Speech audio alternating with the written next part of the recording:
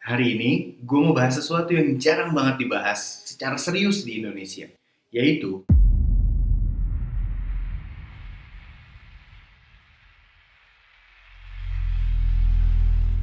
kalau lo sekarang lagi belajar bikin parfum dan lo langsung memulainya dengan mencampur-campur bahan tanpa mengenal bahan-bahan tersebut, gue mau ngomong jujur, lo lagi buang-buang duit lo dengan percuma. Dan yang lagi lo buang-buang itu bukan cuma alkohol doang, tapi itu adalah raw material yang harganya gak murah. Per 10 gram raw material ini bisa harganya puluhan ribu atau sampai ratusan ribu rupiah. Dan lo mungkin campur sekian banyak bahan yang lo punya tanpa tahu sebenarnya karakter atau aroma dari masing-masing raw material tersebut seperti apa. Di sini masalahnya bukan lo atau gua nggak berbakat dalam perfumery. Tapi karena kita belum mengenal raw material yang kita miliki dan berharap bisa membangun sebuah aroma yang baik dengan feeling aja. Hari ini, gue mau bahas sesuatu yang jarang banget dibahas secara serius di Indonesia, yaitu melatih penciuman atau olfactory training. Kenapa ini penting banget dan kenapa ini langkah yang paling utama dan paling sering di skip oleh kalian. Inilah alasannya kenapa perfumer besar seperti Jean Claude Elena bisa membayangkan hasil akhir parfumnya meskipun dia belum menyentuh botol-botol raw material yang dia punya. Dia cukup membayangkan, dia sudah tahu akan seperti apa parfum yang akan dia buatnya nanti. Kalau lo serius mau belajar parfum, video ini gue pastikan lebih penting daripada semua formula yang udah pernah lo lihat. Sekarang gue mau bahas sesuatu yang mungkin ini nyelekit ya, tapi ini adalah sebuah realita yang terjadi di sini. Banyak banget orang yang memulai belajar parfum dan mungkin sudah memiliki 5, 10, atau sampai 50 raw material. Terus mereka memutuskan untuk langsung membuat sebuah formula. Mereka campur 5, 10, 15, 20, bahkan 30 atau 50 bahan dan berharap semoga menjadi parfum yang enak. Ini hal yang sering terjadi ketika mereka bertanya kepada gue. Setelah memiliki raw material, gue harus ngelakuin apa, Bang? Pertanyaan yang selalu gue tanya adalah satu. Material lo itu karakternya kayak gimana? Jawabannya simpel. Ya floral lah. Floral itu luas banget. Di sini seharusnya mereka sudah bisa menjawab lebih detail tentang pertanyaan-pertanyaan itu. Apakah material itu aromanya lebih bright atau gelap? Apakah transparan atau creamy? Aromanya menusuk atau halus? Cepat hilang? Atau bisa stay lebih lama? Pertanyaannya, kalau itu aja belum bisa kebayang di kepala lo, kenapa lo memutuskan untuk membuat sebuah formula dengan bahan-bahan yang lo punya sekaligus? Gini deh, kalau lo memutuskan untuk membuat makanan, tapi lo nggak pernah nyobain rasa bawang, jahe, atau apapun lainnya, terus lo masukin semua ke wajan bersamaan, dan pas lo rasain udah pasti aneh. Lo nggak tahu harus pakai bawang berapa banyak, lo nggak tahu harus pakai jahe berapa banyak, karena lo belum mengenal bawang tersebut karakter kayak gimana, rasanya di awal seperti apa, jahe tersebut ketika dimasukkan dan akhirnya akan menjadi rasa seperti apa. Gue pastiin itu akan menjadi makanan terburuk yang pernah lo makan. Nah, malah di parfum ini lebih rumit. Karena baunya nggak bisa lo lihat dengan mata, lo cuma bisa merasakan. Dan kalau lo nggak kenal karakter setiap bahan, lo nggak akan tahu mana yang bikin formula lo keruh, mana yang bikin aromanya menjadi sangat tajam, mana yang bikin parfum lo menjadi flat, dan lain sebagainya. Akhirnya apa? Yang pertama, pasti lo frustasi. Yang kedua, bahan lo bakalan habis karena lo nggak merasa bisa berkembang, kemudian putus asa. Padahal dari semua itu lo cuma salah satu hal. Lo loncat tahap. Lo nggak mau memulai dengan tepat, tapi lo cuma mau memulai dengan cepat. Gue ngomong kayak gini bukan buat ngecilin siapapun, justru biar lo nggak buang-buang waktu dan duit lo secara percuma. Karena trial and error ini penting, tapi pastikan trial and error lo bukan tanpa fondasi. Jika tanpa fondasi, itu bukan eksperimen, melainkan hanyalah sebuah pertaruhan. Nah, disinilah olfactory training ini masuk. Sebelum lo mikir bikin signature, sebelum lo mikir DNA sebuah brand, dan sebelum lo memutuskan untuk membuat sebuah kalimat, pastikan lo harus mengenal huruf-hurufnya. Karena parfum itu adalah sebuah bahasa, dan raw material itu adalah alfabet. Sekarang pertanyaannya, kenapa ada perfumer yang bisa menulis formula dan hampir tahu hasil akhirnya itu akan kayak gimana sebelum dia menyentuh raw material yang akan digunakan. Itu yang akan kita bahas sekarang.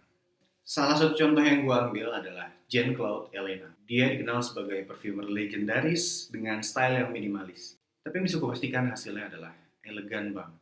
Karena dia nggak asal campur. Dia hafal aroma dan karakter-karakter bahannya. Bukan cuma menghafal nama-namanya di kepala. Tapi dia mengenal teksturnya, cara material tersebut berubah di udara seperti apa, seberapa cepat material itu hilang, dan mungkin dia akan mempertimbangkan apakah material itu akan berantem atau bisa damai dengan material lainnya yang akan dia gunakan. Itu semua bukan terjadi tiba-tiba atau bukan mukjizat yang tiba-tiba datang ke dirinya. Itu semua hasil dari olfactive memory yang dia miliki, yang sudah dilatih bertahun-tahun. Hasilnya, dia bisa membayangkan aroma hanya dengan memorinya. Seperti musisi yang bisa mendengar sebuah harmoni tanpa memegang gitarnya, atau arsitek yang bisa membayangkan sebuah bangunan hanya melihat dari blueprintnya. Sekarang bandingin sama kita yang baru belajar. Kayaknya ini enak deh kalau digabung sama ini. Kayaknya. Perfumer besar nggak pakai kayaknya. Mereka menggunakan olfactive memory yang sudah mereka latih secara disiplin sebelumnya. Dan olfactive memory tersebut nggak datang dengan cara lo nonton video atau baca-baca formula. Itu datang dari satu hal, olfactive training. Berlatih mengenal bahan, berulang, dan dicatat. Tapi ada satu titik menarik. Setelah lo mulai kenal bahan-bahan tersebut, lo akan masuk ke fase yang baru. Fase di mana lo mikir, gimana caranya membangun struktur yang lebih solid, gimana caranya supaya formula tersebut nggak keruh, gimana caranya berpikir seperti perfumer dunia. Nah, di situ levelnya udah beda lagi. Olfactory training ini adalah fondasi, tapi membangun struktur itu adalah arsitektur. Makanya gue pernah bikin e-book, The Architecture of Scent. Itu e-book bukan untuk yang baru mulai belajar bahan dan pengen naik level ke cara berpikir yang lebih terstruktur. Kalau lo ngerasa udah siap di fase itu udah bisa jadi next step buat lo. Linknya bakal gue taruh di deskripsi. Tapi sebelum lo berpikir tentang arsitektur, lo harus kuat dulu di fondasinya. Sekarang gue bakal kasih step by step cara untuk melakukan olfactory training dan lo bisa langsung lakuin. Kita akan masuk ke prakteknya. Kalau lo suatu hari pengen bikin formula dengan percaya diri, bukan tebak-tebakan, lo harus mulai dari sini. Olfactory training. Ini bukan tahap yang membosankan, tapi ini adalah tahap yang bisa membuat lo berbeda dari semua orang yang cuma bisa sekedar mix. Gue mau kasih lo step by step yang bisa lo lakuin. Simple, terstruktur, dan ini akan jauh lebih hemat dibandingin langsung bikin parfum secara random. Kita masuk ke prakteknya. Step pertama, jangan rakus, jangan terburu-buru, jangan mengejar quantity. Banyak yang masih salah di sini. Mereka ambil 10-15 bahan untuk dipelajari dalam satu hari. Yang akan terjadi, otak dan hidung lu bakalan capek. Dalam satu hari mempelajari 5 bahan itu cukup. Step yang kedua, gue bakal ngajarin cara untuk sniffing atau mempelajari bahan dengan benar. Metode yang sering gue lakukan, gue akan melatih menggunakan raw material yang sudah didilute. Karena gue percaya, hidung kita ini akan lebih mudah membaca karakter dari sebuah raw material ketika volumenya diturunkan. Karena raw material dalam kondisi pure itu terlalu kuat aromanya. Terlalu tajam, terlalu dominan di salah satu sisinya. Kalau lo pernah nyium aroma seperti aldehyde, damaskon, atau beberapa bahan citrus dalam keadaan yang pure, rasanya bisa langsung nusuk, tajam, metalik, atau bahkan bikin hidung cepat lelah. Gue pastikan itu bukan karena bahannya yang jelek, tapi karena reseptor penciuman kita itu jadi overload. Dan menurut apa yang gue pelajari dan akhirnya gue yakini, detail-detail karakter tersebut akan muncul ketika volumenya diturunkan. Konsentrasi yang lebih rendah, molekulnya lebih punya ruang untuk berinteraksi di udara. Evolusinya akan lebih jelas, layernya akan terbuka. Itu sebabnya banyak dalam pendekatan perfumery bahkan hampir selalu dipelajari dalam bentuk dilute. Bukan buat melemahkan aromanya, tapi supaya kita bisa membaca struktur dan karakteristiknya. Kalau lo pelajari aroma-aroma tersebut dalam kondisi yang pure, otak lo cuma merekam tajam, keras, atau kuat. Tapi kalau lo pelajari dalam kondisi yang sudah di-delete, otak lo itu mulai merekam. Oh, ini transparan. Ini aroma manisnya kering, ini woody yang kering, ini woody yang agak lembab atau creamy. Ini floral, tapi ada sisi metaliknya. Itu akan menjadi perbedaan-perbedaan yang akan dihafalkan di memori kita. Hasil dari olfactory training itulah yang akan menjadi olfactive memory, dan itulah yang bisa membuat lo membayangkan interaksi bahan-bahan yang akan lo gunakan sebelum lo mencampurnya. Karena tujuan dari latihan ini bukan sekedar tahu aromanya apa, tapi kita akan mengenal karakter dan perilakunya seperti apa. Dan perilaku dari raw material yang paling jujur adalah ketika intensitasnya tidak menutupi karakter. Makanya gue selalu menyarankan dilute dulu dan diamkan selama 24 jam biar lo bisa pelajari dengan maksimal. Cara yang kedua adalah jangan menghirup aroma tersebut kayak lo lagi latihan napas. Sniff pendek aja, dekatkan blotter dan tarik pendek aja. Dan yang paling penting lo nggak cuma cium sekali, lo akan cium di 3 fase waktu. Fase pertama adalah di mana saat kita baru mencelupkan atau meneteskannya ke blotter. Yang kedua adalah 5 menit setelahnya. Di situ lo akan mempelajari sebuah transisi aroma dari bahannya. Kemudian gue selalu melakukan di 20 atau 30 menit kemudian. Karena gue perlu tahu bagaimana karakter bahan ini di dry down. Kenapa gue melakukan di 3 fase tersebut? Karena menurut gue parfum itu hidup. Dia akan berubah. Kalau lo cuma nyium awalnya aja, itu artinya lo cuma mengenal dia 30% dari keseluruhan karakternya. Kemudian dalam olfactory training ini wajib dicatat. Setiap bahan yang lo pelajari itu harus lo catat. Nama bahan plus konsentrasi yang lo gunakan, kemudian dia masuk ke family apa, bagaimana aromanya, apakah bright atau dark, transparan atau tebal, halus atau tajam, perkiraan intensitas aroma antara 1 sampai 5. Gue bakal catat berapa lama bahan itu bertahan di blotter. Kemudian gue akan menentukan bahan tersebut akan menjadi top notes atau menjadi body, atau mungkin dia akan menjadi fixatif dalam sebuah formula yang nanti gue bangun. Dan satu hal lagi yang pasti gue catat ketika mempelajarinya adalah vibe emosinya apa. Kalau lo nggak menulis semua itu, lo cuma cium, itu bukan belajar. Kalau lo nggak mau ribet bikin format catatannya dari nol, gue udah siapin dalam bentuk spreadsheet. Lo bisa pakai aja, linknya bakal gue taruh di deskripsi. Oke, setelah tadi gue kasih step by step untuk olfactive training, sekarang masalah berikutnya adalah banyak yang nonton sampai sini dengan penuh semangat, tapi besoknya bingung harus mulai dari mana. Gue akan kasih saran simple. Kalau lo ikutin cara ini dengan serius, olfactive memory lo bakal bertambah, dan skill lo bakal jauh dibandingin yang cuman belajar formulanya aja. 1 minggu pertama biasanya gue gunain untuk mengenal kategori-kategori dasar. Di situ gue fokus untuk mempelajari bahan secara individual. Misalnya di hari 1 dan kedua itu gue akan mempelajari citrus, bergamot, lemon, grapefruit, atau yang lain-lainnya.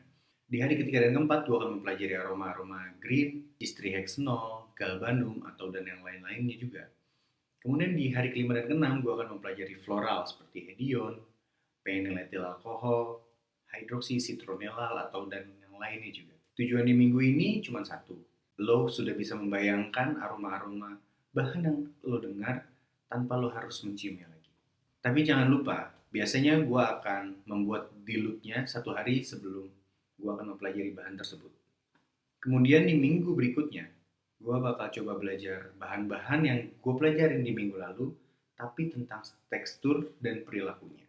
Di situ kita akan mulai mempelajari raw material mana yang memiliki aroma-aroma transparan, aroma-aroma yang kuat, atau aroma-aroma yang cepat hilang dan yang bisa menjadi fixatif karena lama hilangnya. Di minggu itu lo bakal mulai mengerti strukturnya. Dan di waktu yang bersamaan, lo juga udah boleh mulai membandingkan antara raw material yang menurut lo mirip. Misalnya ada hedion dan hedion high cheese. Di situ lo akan mulai membandingkan apa perbedaan dari kedua material tersebut.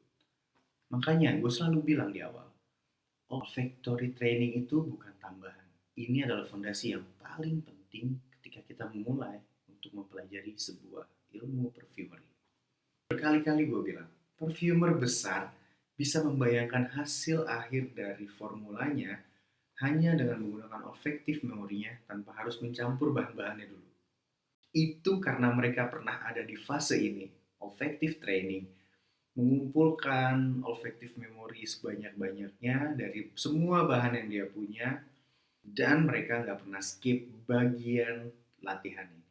Kalau lo udah lakuin ini semua, pertanyaannya udah bukan lagi gimana caranya bikin parfum enak, tapi seberapa serius lo mau mengenal semua bahan yang lo punya. Dan kalau lo ngerti, lo bakalan pede buat bikin sebuah struktur parfum tanpa lo menebak-nebak, karena lo udah tahu apa yang akan lo buat, apa yang lo tulis, dan apa yang akan lo hasilkan. Oke, kalau lo nonton sampai sini, itu artinya lo nggak cuma pengen bisa bikin parfum asal-asalan atau melihat formula orang. Tapi itu karena lo sangat berbeda dan lo pengen banget ngerti bagaimana membuat sebuah parfum dari awal sampai akhir. Banyak banget orang yang pengen hasil cepat, pengen langsung punya signature, pengen langsung punya brand besar, tapi mereka skip bagian ini, yang ini adalah sebuah fondasi utamanya sebelum menjadi seorang perfumer. Fondasi itu bukan formula, fondasi itu adalah hidung dan memori lo. Seorang perfumer bukan besar karena mereka punya bahan yang lebih mahal atau lebih banyak. Mereka besar karena mereka kenal apa yang mereka miliki. Gua nggak akan bilang proses ini cepat, tapi gue bisa pastikan ini adalah proses yang tepat. Kalau lo lakuin olfactory training ini secara disiplin, cara lo mencium dan berpikir akan berubah. Dan yang paling penting, cara lo bikin parfum gak akan pernah sama lagi dari sebelumnya. Kalau lo mau raw material yang terpercaya, linknya udah gue taruh juga di deskripsi. Jadi lo nggak perlu bingung cari mana yang benar, mana yang salah. Oke, ini udah sampai di akhir video. Kalau video ini ngebantu, jangan lupa lo like, jangan lupa lo subscribe, dan jangan lupa lo share ke teman lo yang membutuhkan. Satu lagi, tolong drop komentar dengan kalimat-kalimat positif dan emot api seperti ini, biar lo semua semangat menjalani prosesnya, dan gue semangat untuk membuat video-video seperti ini. Oke, selamat berlatih. Have a good day and smell you later.